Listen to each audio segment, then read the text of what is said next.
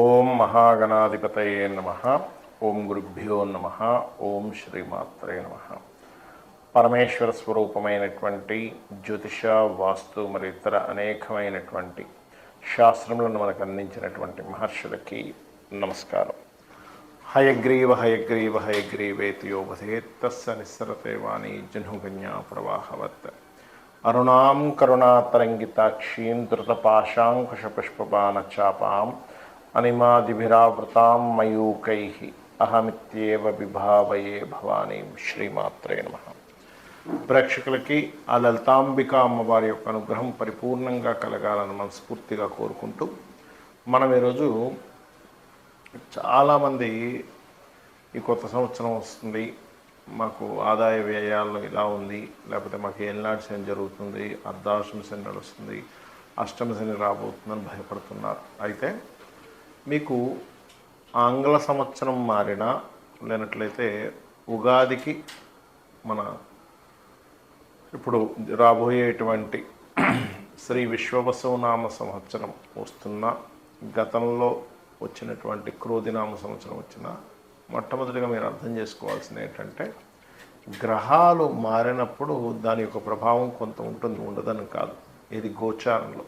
కానీ మీ పర్సనల్ చార్ట్లో ఎలా ఉంది, అసలు మీరు ఎటువంటి పాటిస్తే ఏ లగ్నం వారు ఎటువంటి ఇబ్బంది లేకుండా హాయిగా సంతోషంగా లాభదాయకంగా ఉంటారు, ఏ ఏ లగ్నం వారు లేదా లగ్నం తెలియని వారు రాశివారు అనే విషయాన్ని ఇప్పుడు మనం తెలుసుకుందాం. ముందుగా మేషలగ్నము, మేషరాశి. లగ్నం తెలిస్తే లగ్నం నుంచి చూసుకోండి, లేదా రాశి. అయితే ఇక్కడ ఇందులో నక్షత్రాలు కూడా ఉంటాయి. అశ్విని, భరణి, కృత్తిక, ఒకటో పాదం.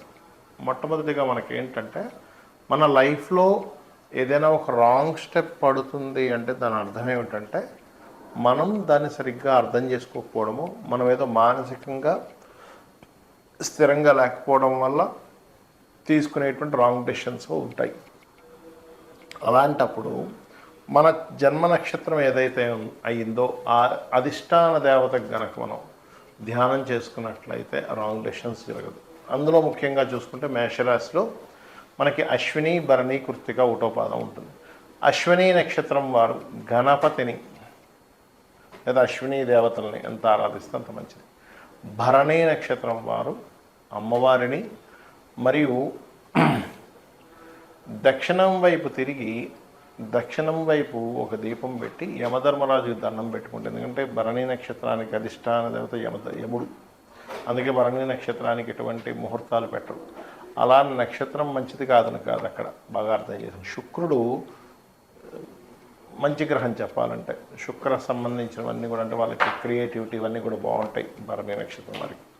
అదేవిధంగా కృత్తికా నక్షత్రానికి అధిపతి అగ్నిదేవుడు అవుతాడు, అదేవిధంగా రవి అవుతాడు. కాబట్టి శివుణ్ణి ధ్యానంలో ఒక్క 20 నిమిషాల రోజు ధ్యానం చేసుకున్నట్లయితే, అంటే అశ్విని వారి గణపతిని, భరణి వారేమో అమ్మవారిని, కృత్తిక వారు ధ్యానం చేసుకుంటే శివుణ్ణి చక్కటి ఫలితాలు వస్తాయి. దీంతోపాటు మీరు ఈ సంవత్సరం అంతా కూడా ఫైనాన్షియల్గా బాగుండాలి అంటే ఒకటే గుర్తుపెట్టుకోండి, రెండవ స్థానంలో గురువు వెళ్ళిపోతున్నాడండి, ఇవన్నీ పట్టించుకోకండి. ఓం సంపత్కరీ సమారూఢ సింధుర వ్రజ సేవితాయ నమః. ఇంకొక విషయం, మీకు 12లోకి శని వస్తున్నాడు మేషం వారికి, అమ్మో ఏలినాటి శని అయిపోతుంది, ఇంకేముంటే అసలు ఇంకేమీ పనికిరాదు, ఇట్లాంటివి పట్టించుకోకండి దయచేసి. నేను మీకు ఒక 10,000 జాతకాలు నిరూపిస్తా. ఏలినాటి శని ఉన్నప్పుడు కూడా బాగున్న జాతకాలు, అర్ధాష్టమి శని ఉన్నా బాగుంది. నేను చాలాసార్లు చెప్పాను, ఏమంటే సీఎంలు పిఎంలు అయిందంతా కూడా ఏలినాటి శనిలోనే అయ్యారు. మోడీ గారు కానివ్వండి, అదేవిధంగా మనకి అష్టమ శని వచ్చినప్పుడు జగన్ గారు సీఎం అయినప్పుడు కానివ్వండి, స్వర్గీయ ఎన్టీ రామారావు గారు ఏలినాటి శనిలోనే ఆయన సీఎం అయ్యారని చాలాసార్లు చెప్పారు. కాబట్టి సీఎంలే చేసినటువంటి ఏలినాటి శని మిమ్మల్ని ఏం చేయదు, ఏం కంగారు పడకండి. జస్ట్ ఏంటంటే జాగ్రత్తగా ఇన్వెస్ట్మెంట్ చేసేటప్పుడు కాస్త చూస్ చేయండి, ఈ ఇన్వెస్ట్మెంట్ కరెక్టా కాదా. ఇది ఒక్కటి మీరు కనుక మైండ్లో కరెక్ట్గా పెట్టుకొని చేయగలిగితే మీరు అద్భుతాలు సృష్టించగలుగుతారు. అలాగే మేషం వారందరూ కూడా సూర్యుడిని ఎక్కువగా ఆరాధించాలి. మరొకటి, ఇక్కడ మనకి కెరియర్ పాయింట్ ఆఫ్ వ్యూలో చూసుకుంటే కనుక దశమాధిపతి 12లోకి వచ్చేసాడు. భయం, అమ్మో 10వ అధిపతి 12లోకి వచ్చాడు, ఏమిటి ఏమీ లేదు. దూర ప్రాంతానికి వెళ్తే ఉద్యోగం అద్భుతంగా ఉంటుంది. కొన్ని ఎక్కువ ఖర్చులు ఉంటుంటాయి, ఏమి కంగారు పడక్కర్లేదు. ఆ ఖర్చులు తగ్గడానికి గోశాలకు వెళ్ళి గోవులకు బెల్లం తినిపించండి. అంటే మీ యొక్క ఖర్చు గోశాలకు వెళ్ళి గోవులకు బెల్లం తినిపించడం ద్వారా, పిడికెడు బెల్లం దేశీవాళి గోవుకు తినిపించడం ద్వారా ఆ రూపంలో దోషం పోతుంది, గుర్తుపెట్టుకోండి. అంతేగాని ఏదో అయిపోతుంది, అమ్మో ఏదో అయిపోతుంది అనేటువంటి భయాల నుంచి ముందుగా బయట రండి.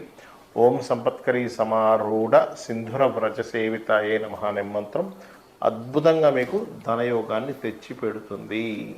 ఏ లగ్నం వాళ్ళైనా ఏ రాశి వారైనా సరే ఈ కొత్త సంవత్సరంలో బాగా కలిసి రావాలంటే కొన్ని సూత్రాలు పాటించండి.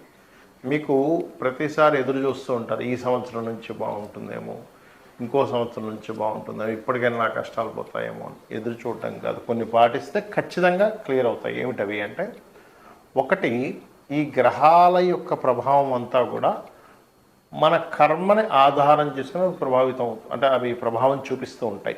అంటే మన కర్మ పూర్వజన్మలో ఏ కర్మ చేశామో దాని ఆధారంగా.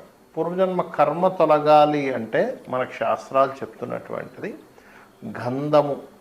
గంధముతో భగవంతుని పూజించాలి. గంధం వల్ల పుణ్యం పెరుగుతుంది అంటారు. ఏమిటండి గంధం వల్ల పుణ్యం పెరగడం ఏమిటి అంటే, ఇందులో బయటకు బాహ్యంగా కనబడేటువంటిది మనకి గంధం అరగబావి చక్కగా మనం లం పృథ్వీ తత్వాత్మనే గంధం పరికల్పయామి అని చెప్పి మనం పూజ చేస్తూ ఉంటాం పంచోపచార పూజల్లో. కానీ ఇక్కడ దీని అర్థం ఏమిటంటే, గంధము దీనికి గురువు అధిపతి, గురువు జ్ఞానానికి అధిపతి, గుర్తుపెట్టుకోండి. అంటే మీకు గనక జ్ఞానం వచ్చినట్లయితే ఆటోమేటిక్గా పాపం తొలగిపోతుంది. మనకు శాస్త్రాలు కూడా ఇవే చెప్తున్నాయి, అంతే కదా. అంటే ఏమిటి, జ్ఞానయోగం చాలా గొప్పది అంటూ ఉంటుంది. అంటే నువ్వు జ్ఞానాన్ని సంపాదించుకో. గంధం ఎలా అయితే పూజ చేస్తావో గంధంతో పూజ చేయడం వల్ల జ్ఞానం పెరుగుతుంది. అంటే మనకి విచక్షణ పెరుగుతుంది, మనం ఏం చేస్తున్నాం ఏం చేయట్లేదు. అందుకని ఖచ్చితంగా గంధంతో పూజ చేయాలంటారు. అందుకే గంధము, ధూపము, దీపము, నైవేద్యము, పుష్పము, ఈ పంచోపచారాలు చేస్తూ ఉంటాం. అయితే ఇక్కడ నిత్యము ఉదయము సాయంత్రం ఒక దీపం పెట్టి ఒక్క 10 నిమిషాలు కూర్చొని చూడండి. మీ లైఫ్ ఏ సంవత్సరం వచ్చినా ఖచ్చితంగా మంచి మార్పు వైపు వెళ్తూ ఉంటుంది. ఇక రెండో విషయం ఏంటంటే, మీకు దగ్గరలో ఆలయం ఏదైనా ఉన్నట్లయితే అందులో ప్రధానంగా మాకు శని యొక్క ప్రభావం ఎక్కువ ఉందండి, ఏలినాడు శని ఎక్కువగా ఉంది అనుకునేవారు ఒకటే చెప్తాను, ఆంజనేయ స్వామి ఆలయానికి వెళ్ళి చూడండి. లేదండి నాకు దగ్గరలో ఆంజనేయ స్వామి ఆలయం లేదు, చక్కగా స్కందుడి ఆలయం ఉంటుంది, సుబ్రహ్మణ్యేశ్వర స్వామి, లేదా అది కూడా లేదు పోనీ గణపతి, అది కూడా లేదండి కనీసం రావి చెట్టు ఉందనుకోండి.